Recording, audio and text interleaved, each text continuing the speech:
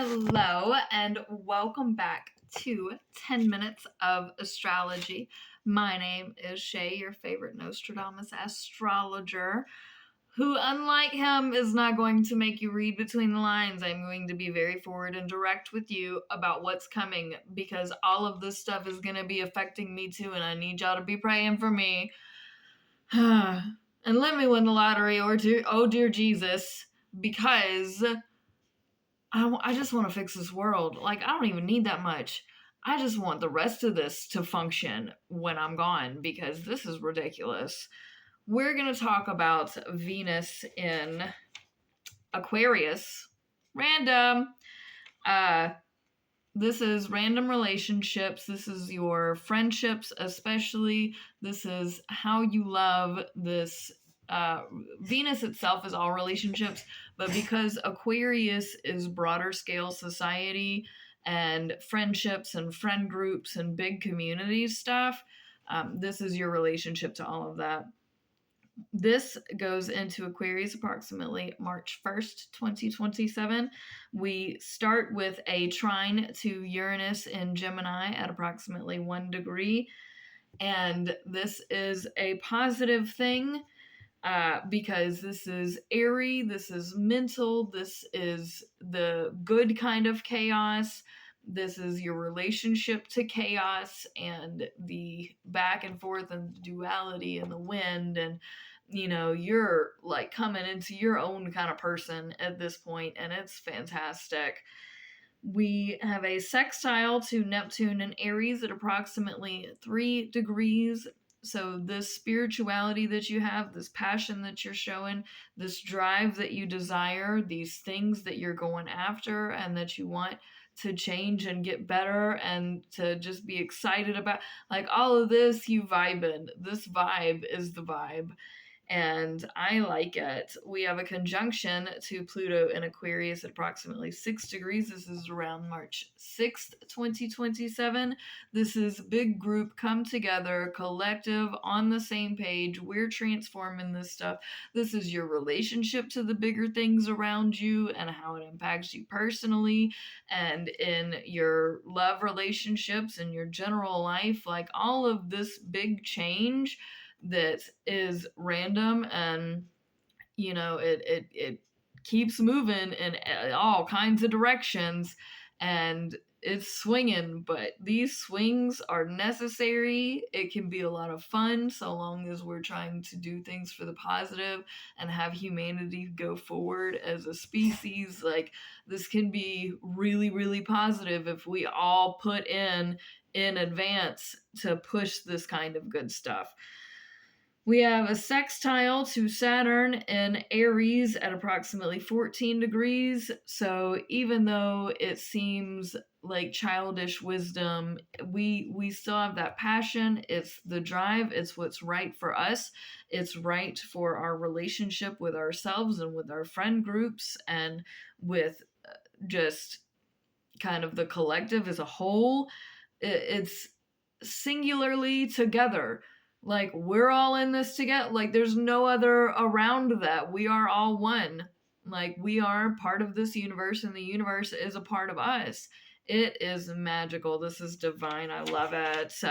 We have then an opposition. This is where we make these decisions. Oppositions you feel probably the most of any aspect.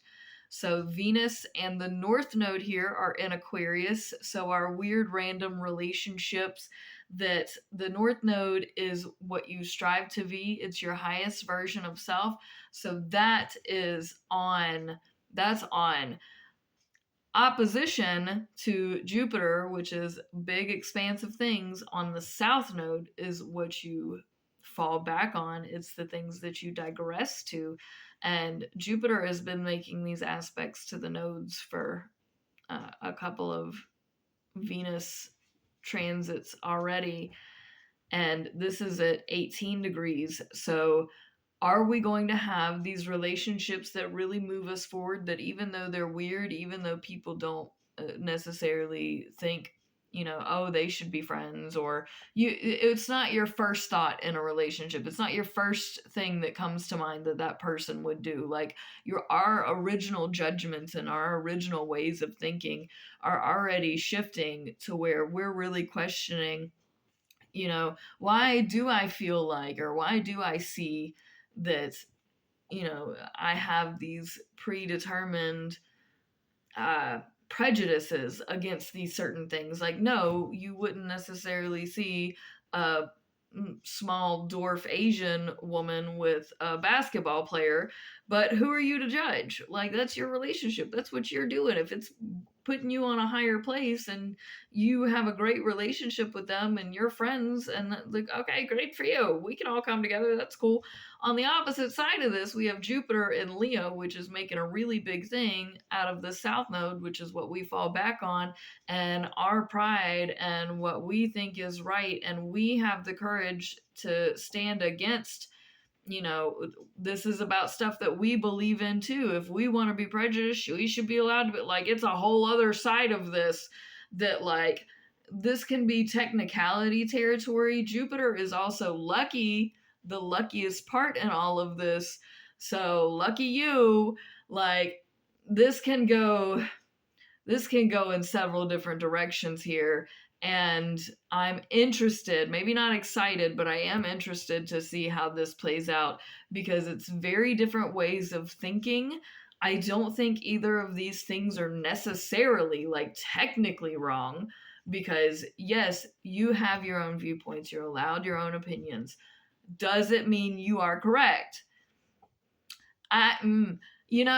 Technicalities. There's going to be some technicalities here that neither side are going to expect. And if we can come to, I don't think agree to disagree here is the right thing. I think this does need to be hashed out, and we do need to collectively come to a decision as to how we're going to present this and deal with this from here forward.